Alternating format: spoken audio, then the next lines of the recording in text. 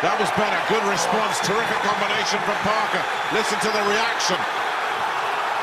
And he's going to work now. Putting a lot of effort in here. Can he get the breakthrough? Parker comes hot. And now, the mandatory #1 challenger in the IBF heavyweight division, Lupe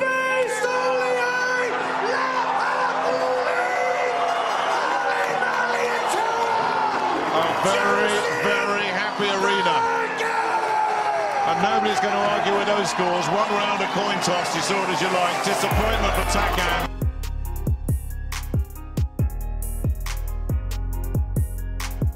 Oh, the right uppercut drops Hamano right on the button here in the 4th round.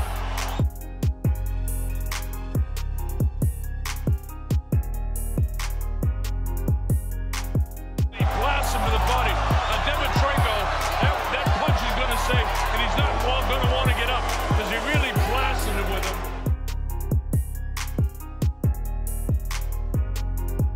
Nobody's really dominated or controlled the fight, even although the rhythm of it seems to have swayed towards Parker pretty much from round, say, 4 onwards. I just think Ruiz nice little left screw shot there from Parker. And a good right hand as well.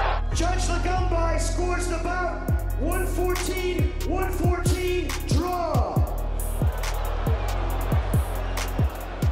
Judge Suared and Judge Barabas call this fight 115-113 for your winner by majority decision and new WBO heavyweight champion of the world, fighting out of the blue corner.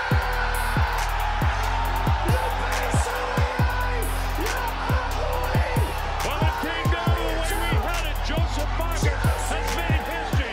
Do you believe it? You're watching history. Joseph Parker becomes the first New Zealand-born heavyweight champion of the world. How about that? So it's all lined up for Parker, but the late notice opponent, and somebody he knows well, and somebody that's play acting here. Right hand from Parker. Dominating the first couple, of course. And still the WBO heavyweight champion of the world, Lupe Oli Maliatoa, Joseph Parker! Oh, landed a right hand. Still, it's Parker though. Coming forward, starting to swing a little more wildly now. Oh, he nearly got through with that right hand. And the left hook as well there from Parker. And still, Right. Wow. WBO heavyweight champion of the world White. from South Auckland, New We have Zealand, another Joseph seemingly Parker. close competitive contest.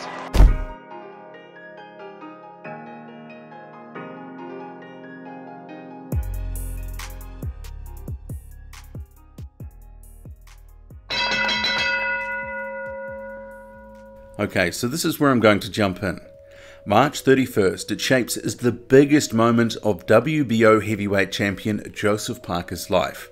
The 26-year-old from South Auckland, New Zealand, he'll walk into the Principality Stadium in Wales in front of 80,000 screaming fans, most of whom will want him to lose. The challenge in front of him is the undefeated unified champion Anthony Joshua, holder of the WBA and IBF titles.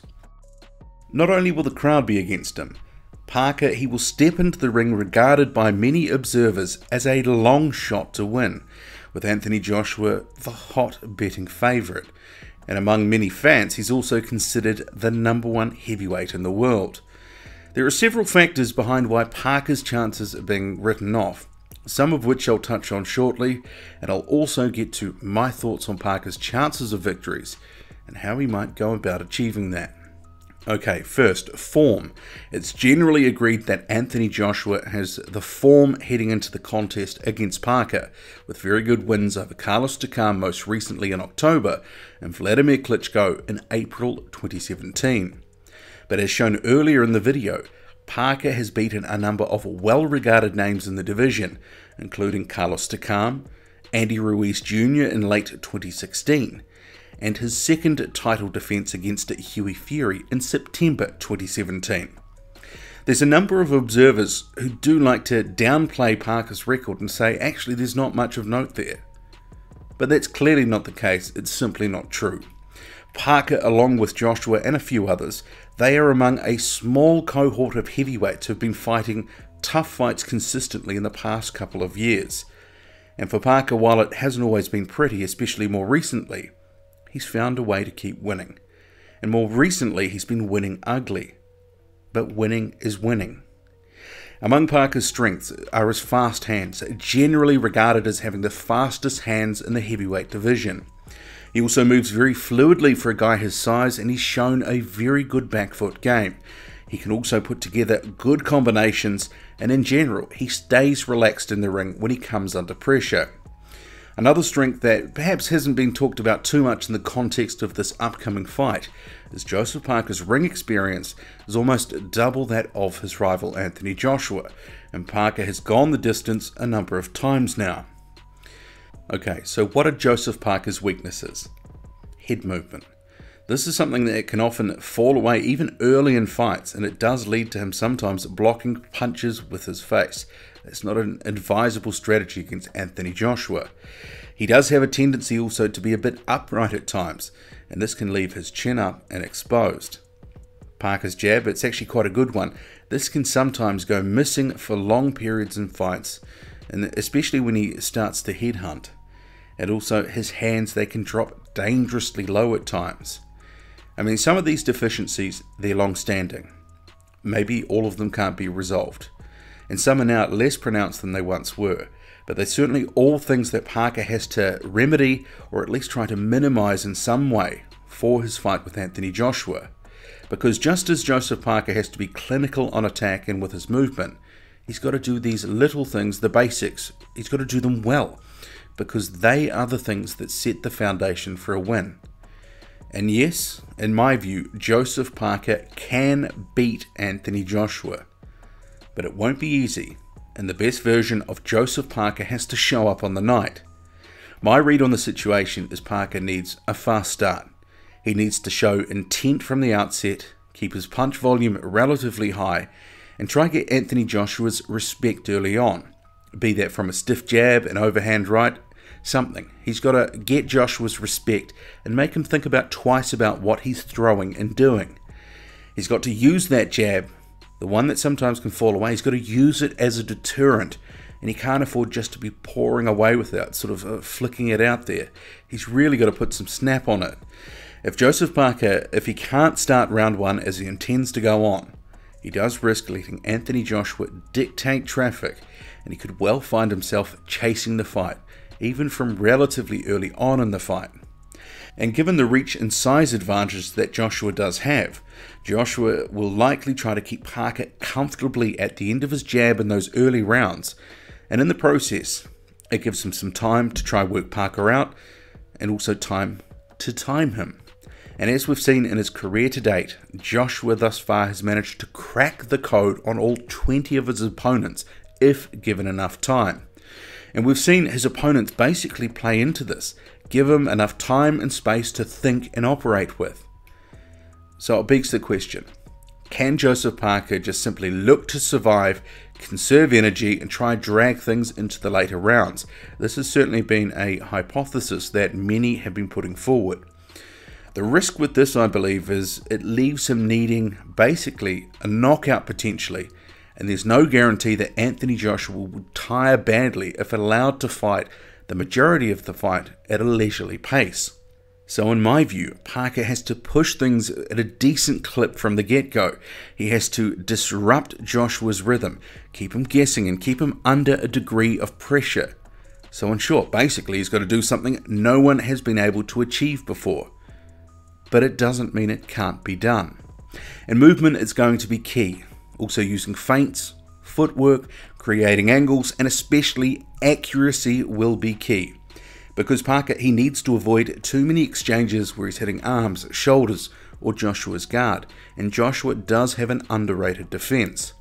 And as Parker's trainer Kevin Barry said recently, Joseph Parker, he needs to be aggressive in this fight and throw more of everything. And that everything, it's got to start early, so Parker has a chance to wear down and wear out Anthony Joshua. And the risk being that if you don't try to chop down the Anthony Joshua tree piece by piece, the fight could go like the Carlos Takam vs Joshua fight, where Takam simply wasn't throwing enough or doing enough to win rounds, or to really break Joshua down. Takam later admitted his strategy was to take things deep and empty the tank in those final couple of rounds. But the problem was Joshua was still fresh enough to hit and hurt Takam in those later rounds, and ultimately Takam lost a relatively competitive fight in which Joshua did enough to win virtually all of the rounds before the stoppage. So the Takam loss and strategy of eking things out until the later rounds but conserving energy in the process, it's a bit of a cautionary tale. It's a little bit like putting all your eggs in one basket and hoping that your bet comes in later on. There's no guarantee it will, so Parker, he needs to learn from it. So in my view, activity is key from early on. And I'm sure another learning could also be to keep the movement up, because we saw that Carlos Takam was able to successfully use the ring at times against Anthony Joshua. And I think another cautionary tale would be being a stationary target for too long, because Anthony Joshua will make you pay if you do. But Joseph Parker, he can win. He needs to come in career best shape. He needs to execute to a high level, and as part of that, he's got to try and keep Joshua off his game, off his rhythm, and settling into the game plan that he wants to execute. It's not an easy task. That's a massive understatement. It's going to be tough.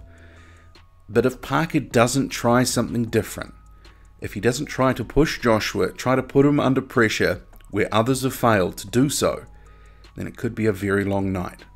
What do you make of it all? Drop a comment loud and often. Hit like, hit subscribe. Follow me on Twitter, boxing_squared. I'm out.